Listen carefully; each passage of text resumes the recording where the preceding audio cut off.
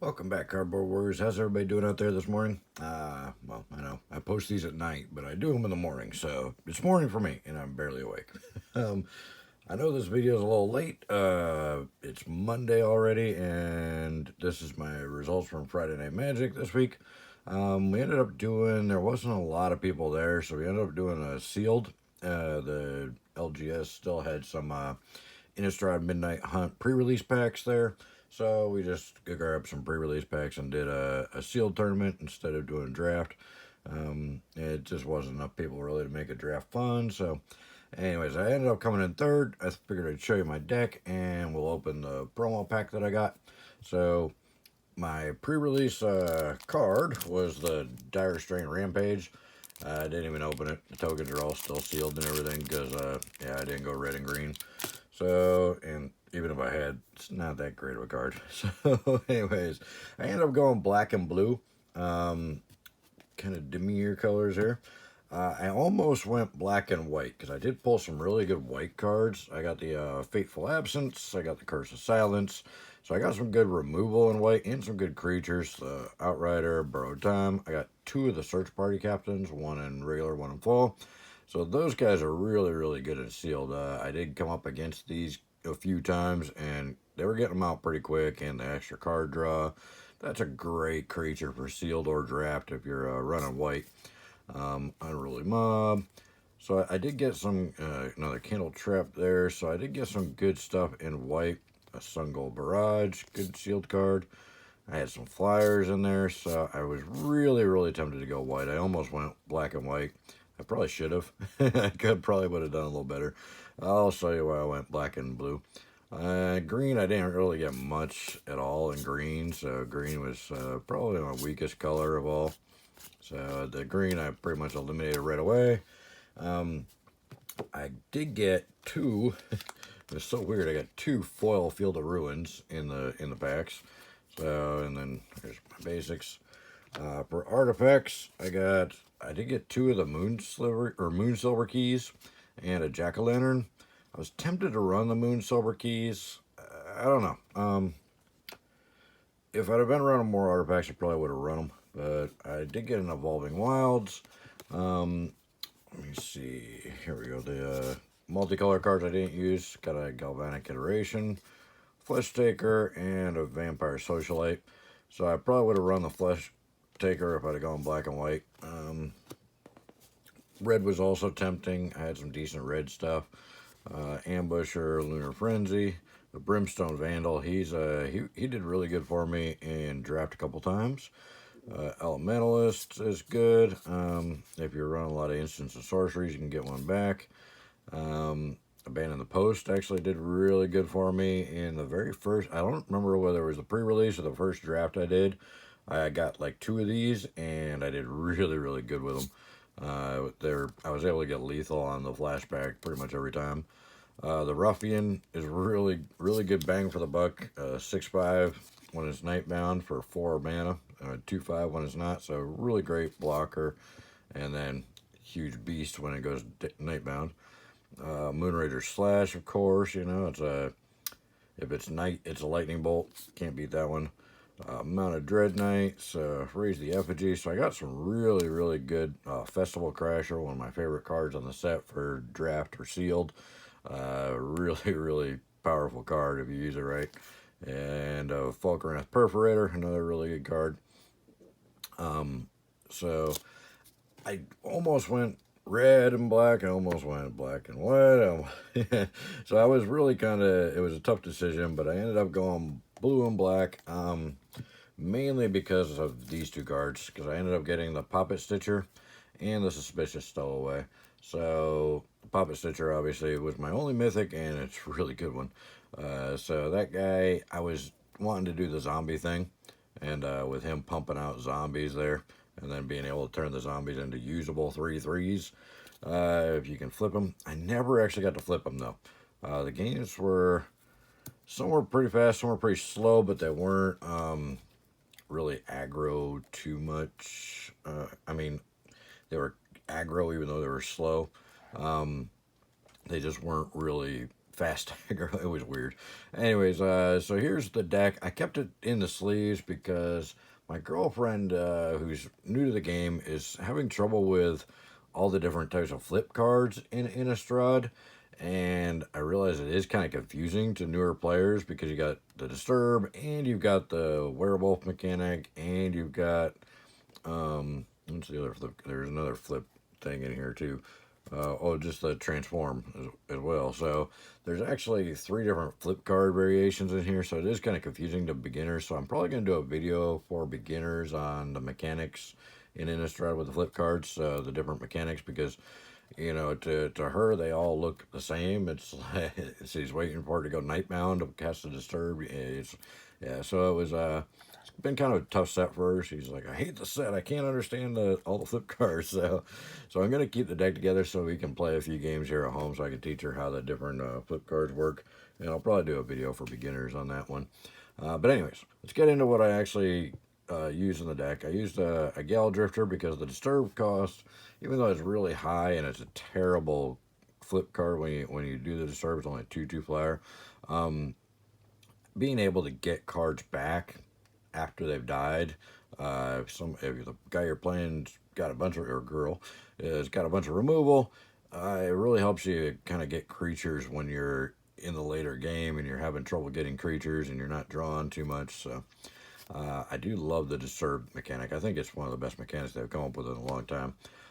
Blade Stitch Scab, I got 2 of these, so that's another reason I want to go zombies with black and blue. I got a lot of black and blue split cards, which we'll see in here. The Strangler, this guy is unbelievably good.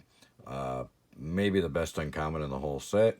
He can't block, but this guy gets through every time because nobody wants to block him, because if he gets transformed, it becomes like a curse. So, really good card there. Bait Hook Angler, again, because the Disturb is a 2/1 for a 2-drop. Not very good, but you get the Disturb with the 1/2 flyer on the back. You can't beat that. The Startle, just for a little combat trick and to create another zombie and draw another card. So, really good bang for the buck on that comment right there. I got the Ludovic Necrogenius. I got him out in one game. He's pretty handy, but I wasn't able to flip him because mana was kind of not. I wasn't getting a lot of mana out, or I was getting nothing but mana. Arrogant Outlaw, of course. Good old Gain and Drain. Eaten Alive for removal. I got 2 of the Considers. This is actually a really good card in the sealed and draft in this set. It's basically a scry 1, draw a card. Surveil 1, draw a card, I guess, because you put it in your graveyard.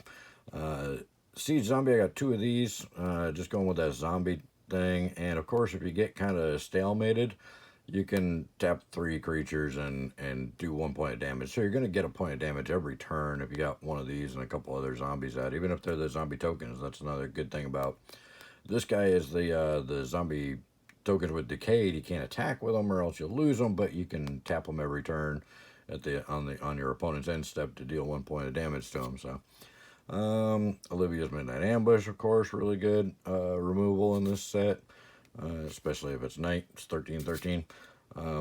Corpse Gobble, I didn't actually get to cast this a single time because everybody had a lot of removal. I pretty much played mostly black-white decks, so everybody ended up getting a lot of removal, and I didn't really have the X6 creatures when I had this card in my hand.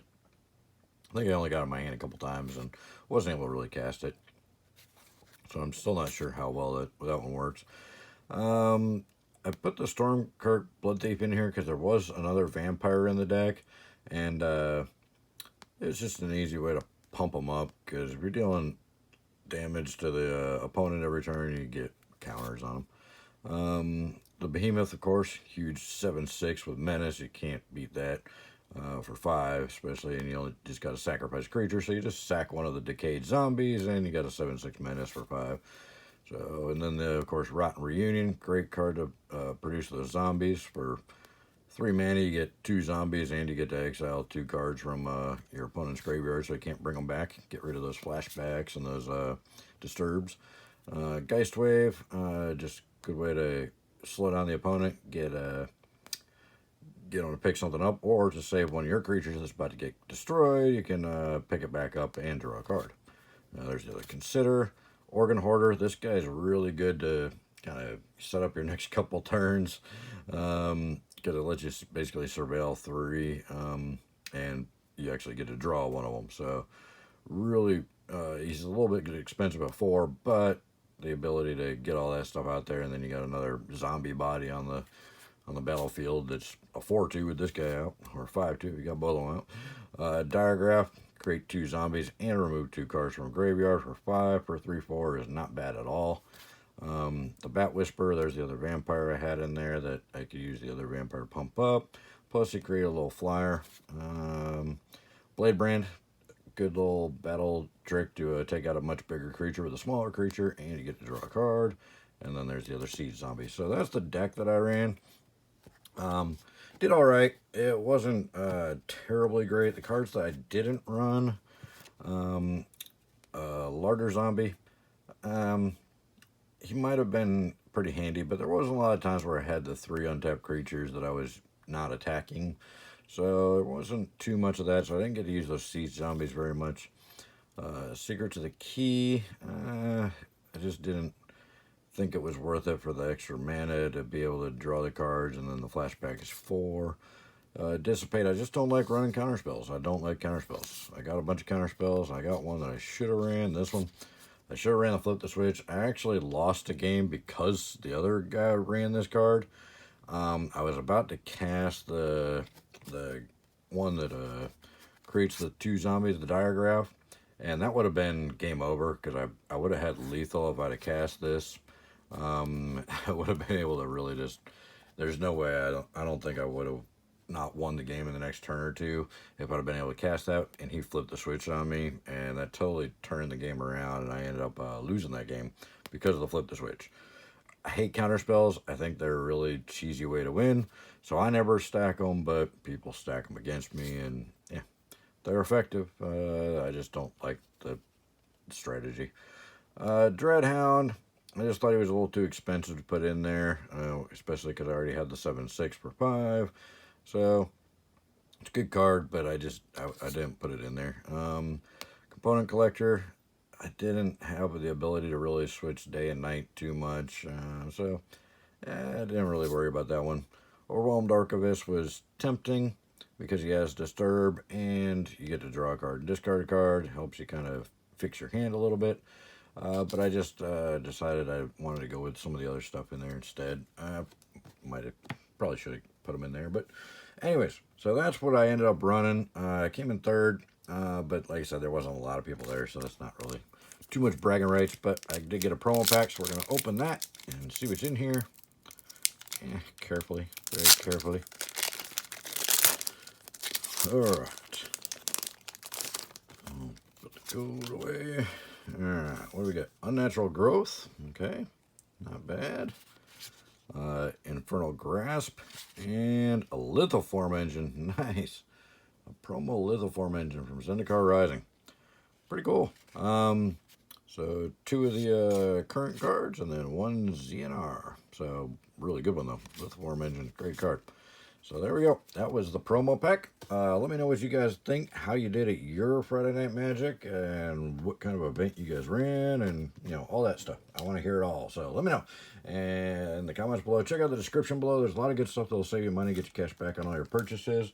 And all that stuff really helps out the channel, and I could really use it right now because things are kind of tight. So I'm struggling trying to buy the product that I need to buy at the moment. So anything you guys do down in that description really helps out. There's good sales on all the a lot of different boxes on Amazon right now. All those links are down there.